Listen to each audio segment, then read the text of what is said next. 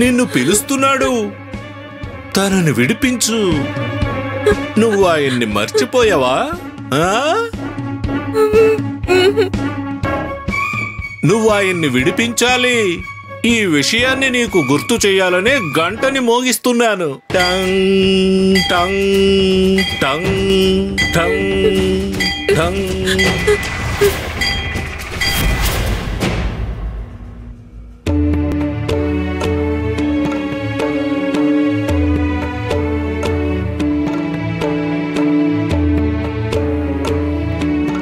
నువ్వు బాధపడకు ఉమా. నిన్ను ప్రశ్నించడానికి ఇక్కడికి పిలవలేదు. వాడి నాటకం నాకు అర్థమైపోయింది. 10 రూకలు అప్పు తీసుకుని మీరు వాడి వలలో చిక్కుకుపోయారు. సఖు గురించి ఆ జమీందారు ఇంత నీచంగా ఆలోచిస్తున్నాడని నాకు ముందే తెలుసుంటే నువ్వు నాకు చెప్పుండాల్సింది ఉమా. తప్పు చేశావు.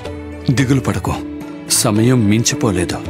మనం దీనికి పరిష్కారం ఆలోచిద్దాం. అన్నయ్య, నిజంగా నీ మాటలు నాకు ఎంతో ఓదార్పునిచ్చాయి. ఇప్పుడు చాలా ఊరటగా ఉంది. అన్నయ్య, నిన్నటి నుంచి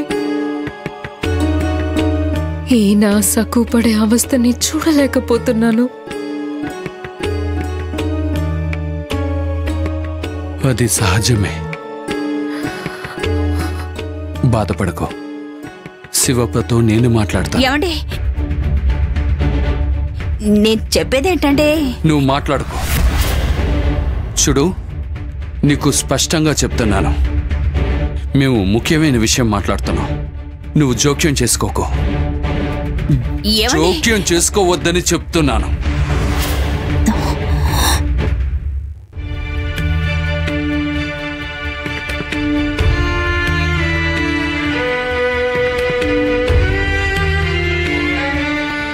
శివప్ప, నువ్వు ఎదుర్కొంటున్న సమస్య ఇప్పుడు నాకు బాగా అర్థమైంది.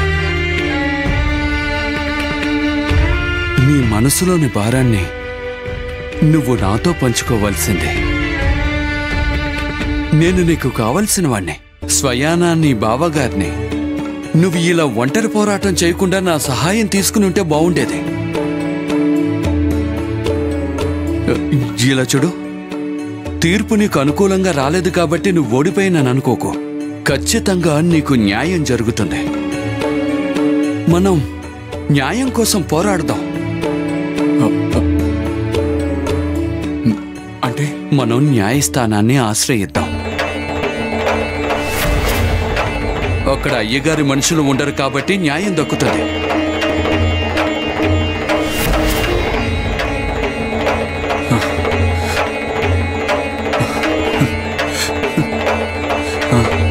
నన్ను క్షమించు శివప్ప.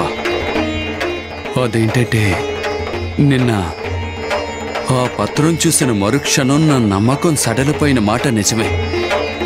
అందుకే నీతో ఊరి ప్రజల ముందు కాస్త కఠినంగా మాట్లాడాను. నువ్వు బాధపడ్డావని నాకు తెలుసు.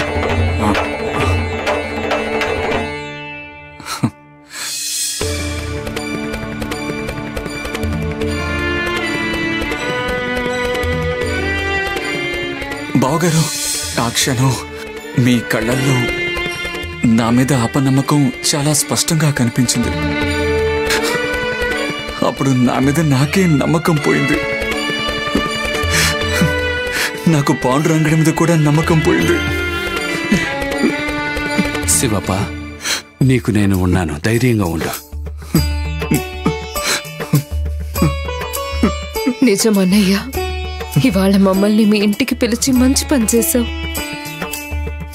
నిన్న రాత్రంతా మేము అవమానంతో కృంగిపోయాం. ఎవరికి చెప్పుకోవాలో తెలియలేదు. ఇక సకువైతే రాత్రంతా మేల్కొనే ఉంది. ఇందాక బలవంతంగా నిద్రపుచ్చి ఇక్కడికి వచ్చా. నా పాండురంగడు నిన్నటి నుంచి ఉపవాసం ఉన్నాడు. ఆయనకి వెన్న తినిపించనివ్వండి. ఉపవాసం ఉంటే ఉండని. ఇప్పుడు ఆయన నా బందీ. ఎవరైనా బందీకి వెన్న తెచ్చి తినిపిస్తారా? పాండురంగడికి అభ్యంగన స్నానం, పూజ, మంగళహారతి, నైవేద్యం ఏవీ లేవు. అన్నీ ఆగిపోయాయి. మీరు నాకు 100 రూకలు ఇచ్చేంత వరకు ఏవీ జరగవు. నిన్నటి నుంచి నా పాండురంగడు ఏమీ తినలేదండి. పాపం ఆయనకి ఆకలేస్తూ ఉంటుంది. వెన్న తినిపించడానికి అనుమతి ఇవ్వండి. తినిపించాలా? వెన్న తినిపించాలా? వెళ్ళి తినిపించు. నిన్ను ఊరికే లోపలికి పంపించను, నీకు పరీక్ష పెడతాను. ఆ పరీక్షలో నెగ్గితే అప్పుడు వెన్న తినిపించచ్చు. సమ్మతమేనా? ఏంటా పరీక్ష? నాకు సమ్మతమే. పాండురంగడి కోసం నేను ఎలాంటి పరీక్షనైనా ఎదుర్కొంటాను. అవును కదా? సరే సరే, వెళ్ళి వెన్న తీసుకునిరా. సరే, తెస్తాను. ఇప్పుడే తెస్తాను.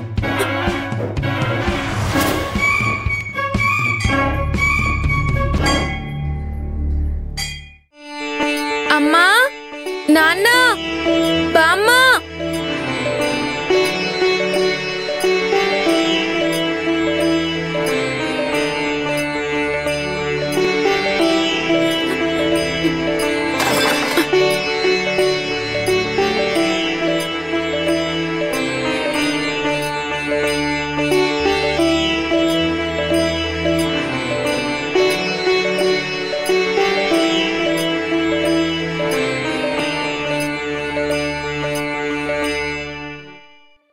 పాండురంగా, ఏంటి నువ్వు నీ భక్తుల్ని చాలా ఇబ్బంది పెడుతున్నావు?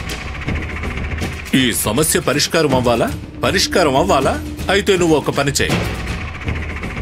సఖు నాకు సొంతం అవ్వాలి. అయ్యేలా నువ్వే చెయ్యాలి. ఇప్పుడు నువ్వు బందీగా ఉన్నావంటే ఖాళీగా ఉన్నట్టే కదా. నీకు చాలా సమయం ఉంది, ఆలోచించు. నీ లీలల్ని చూపించు. అప్పటి వరకు నేను నా ఆట కొనసాగిస్తా. చిత్ర విచిత్రమైన విన్యాసాలతో సఖుని ముప్పు తిప్పలు పెడతా. క్రూరంగా సఖు శరణు వేడుకోవాలి. నిన్ను కాదురా, నన్ను వేడుకోవాలి.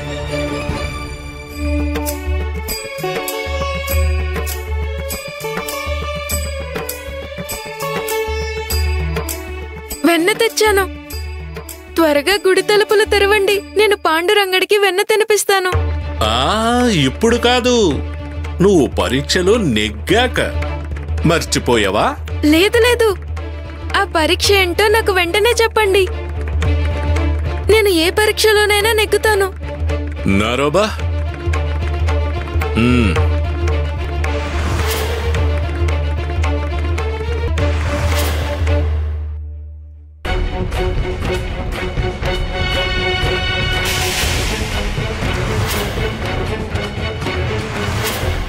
మిరపకాయ. మిరపకాయ కాదు, మిరపకాయలు. మిరపకాయలా? పచ్చగా నిగనిగలాడుతున్నాయి కదా. ఇప్పుడు వెన్న తినిపించటానికి నేను నీకు అనుమతి ఇవ్వాలి అంటే నువ్వు ఈ మిరపకాయల్ని కొరుక్కుని తినేయాలి. అన్నీ తినాలి, ఒక్కటి కూడా వదలకూడదు. ఈ ఔషధాన్ని రోజుకు 3 సార్లు ఇవ్వండి. తేనెలో రంగరించి ఇవ్వండి. తనకు నయమైపోతుంది. కానీ తప్పనిసరిగా పచ్యం చేయాలి. అలాగే. పచ్యం ఏంటో కాస్త చెప్తారా? ఈ ఔషధాన్ని వాడుతున్న సమయంలో సక్కుకి కారం పెట్టకూడదు. ఏ రూపంలోనూ పెట్టకూడదు. పొరపాటున కారం తిన్నా కూడా పెను ప్రమాదం వాటిల్లే అవకాశం ఉంది. ఓహో. తనకి కారం పెట్టకుండా జాగ్రత్త పడండి. తీసుకోండి. అలాగే. కారం తినకూడదు, గుర్తుంచుకుంటాం.